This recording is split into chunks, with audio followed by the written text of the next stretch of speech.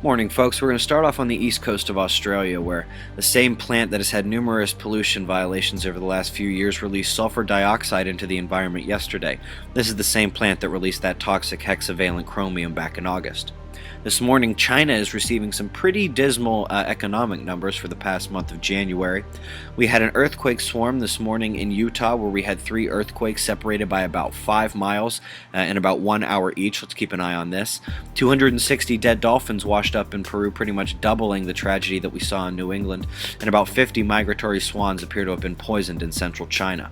There's evidence that Iran is aiding Syria to circumvent the global sanctions put against them for the violence that is being perpetrated against their own citizens. And while Iran is set to make some kind of nuclear announcement, Ahmadinejad is really calling on the United States to drop the Israeli dead weight, as he sees it, and join the program. The FOF2, the critical frequencies in the F2 layer of our ionosphere. If you've been watching, you know that anything over 14 counts as high, and we have some areas of 15 and even 16 megahertz of ionization up there right now, so let's keep an eye on that.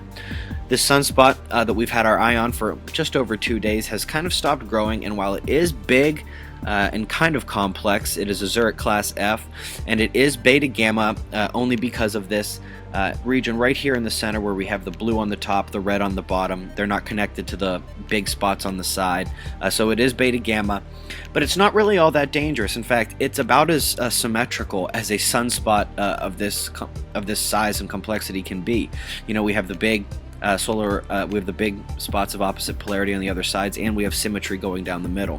Frankly, both of these spots that are turning a limb right now appear to be a little more dangerous. The first one is just barely turning a limb. It is at a high latitude, and thankfully for that, because it appears to be fairly complex. This one doesn't appear to be too complex yet, 11417, but it is turning a limb and morphing.